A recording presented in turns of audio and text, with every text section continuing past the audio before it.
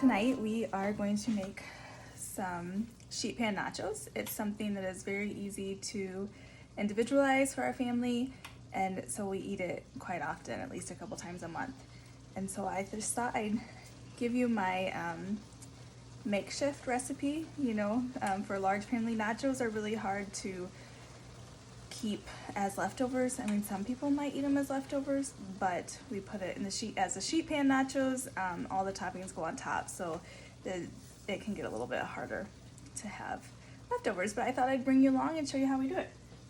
So right now I have 3 pounds of meat in here. I am using 2 pounds of venison and 1 pound of hamburger tonight, and so I am just going to fry that up. I used to make my own taco seasoning, but honestly Costco had it cheaper than what I could buy all the ingredients. And if you know, we are a gluten-free family. Well, most of us are gluten-free. I cook gluten-free for the most part, and so right there it's gluten-free. So this is the kind that I use, and we like ours with quite a bit of seasoning, so go ahead. I don't measure. It tells you 5 pounds of meat would be 1 cup of seasoning, and then you're supposed to put water in. There's so much grease in there that I just let that do its job, but it does tell you back here how to do it. I don't like to measure. We just dump it on and get some flavor. It works pretty well. So once I put this on, mix it around, just make sure it gets everywhere. So as I'm cooking my ground meat, and if you wanted to, you could easily use ground turkey. That would work. If you're trying to avoid some red meat, that would work as well. We just have this in the freezer, and that's what we use. So that will just keep frying up. And like I said, from all the grease, I don't usually add water and let it simmer like it says, but you can. So over here, I'm going to show you our homemade cheese sauce. I make it a little bit different every time. So I'm going to start by making a small roux. And so I have about a tablespoon of butter in here. I got a little bit too hot while I was over there. And so with about a tablespoon of that, this is brown rice flour.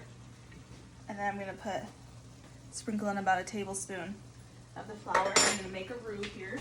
If I can find my whisk.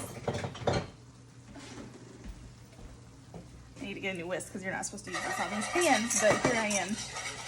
So if you have never made a roux before, it's super easy.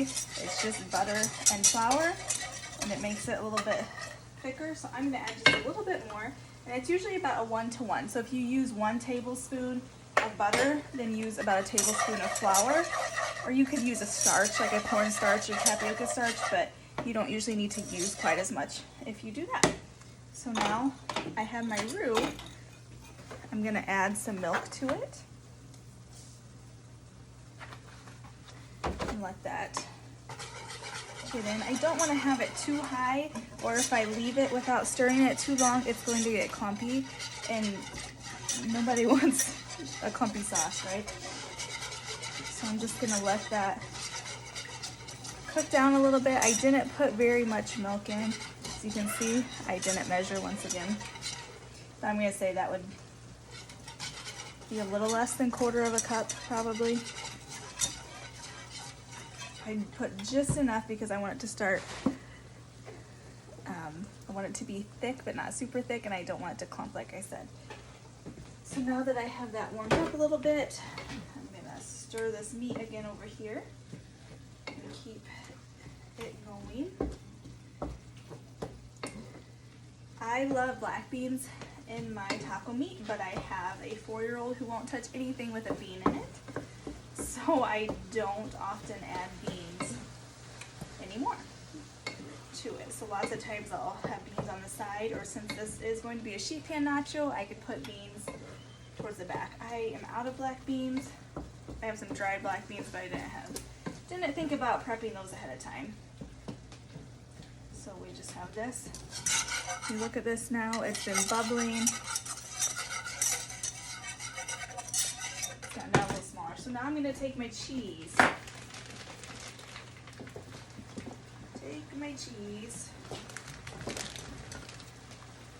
And dump it in, right? now I probably had, I should have measured. That's what, I was gonna get my measuring cups out, you guys, and I forgot again. So,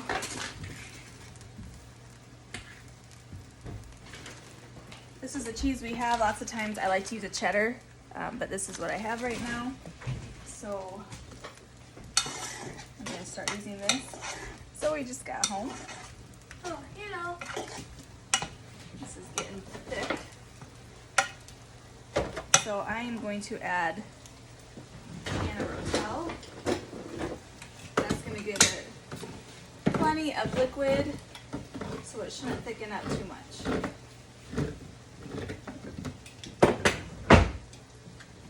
So we throw that in.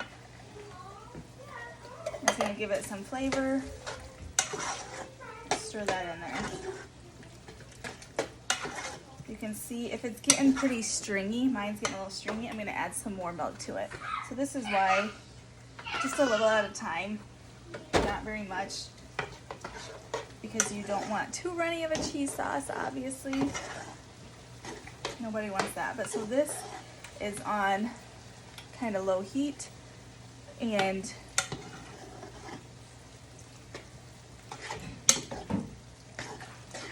we're just going to keep stirring it a while. Now, if you wanted to, again, you could put beans in here, you could put some taco seasoning in here, you could flavor it however you want. Or you can go buy some queso at the store. That works too, but we're using what we have on hand. And so I'm just gonna let that cook down a little bit. This is really greasy, like I said. I gotta turn this down some. So we're getting closer to our end result, which will be Pan Nachos. And again, I cooked up quite a bit of meat. I'm not going to use all 3 of these pounds for our pan. I could, with a large family, we could use that much, but I'm going to try to save some back. We have some rice. I might use it for burritos or for burrito bowls. Zoe and I are both gluten-free, and so we make burrito bowls with rice and meat, cheese, and anything else that we want to put, or you could use it for taco salads. We might do that too. We have some lettuce. So all that meat, might as well cook it at one time so you have it ready and you're in the kitchen one time, have the cleanup for one time. It's just easier to go that way. This cheese is taking a little bit longer to melt. So I'm going to continue cooking the cheese sauce. My meat is almost done. And so it's about time for me to get ready to assemble, and I will show you that process, and we're ready to put them in the oven.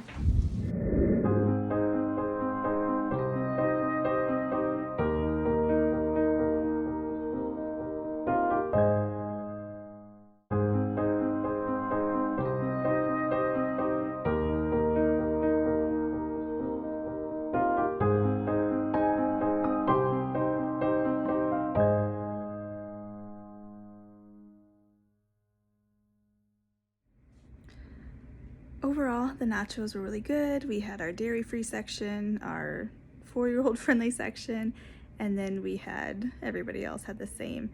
But this time the cheese sauce was really, really good, but I just put too much on the nachos. So the nachos did get a little bit soggy underneath, the chips did. Normally that doesn't happen, but it's just because I put way too much on because I wanted to use the whole pan and not have any left over. Well, I should have known, but it's okay. Everybody ate it. The flavor was really delicious. At the end of baking the nachos, I bake them about 15 minutes at 350, and then I either do a speed bake or I do the broiler at the end. And that's what really crisps up the chips and crisps everything up if you want them that way. But if you do the broiler, don't keep it on too long because it can dry out and kind of make the chips stale. So you kind of got to have that happy medium. You really have to watch it. But it just depends how you like your nachos. So that's what we do, and it's really easy to do different sections for picky eaters and different health needs.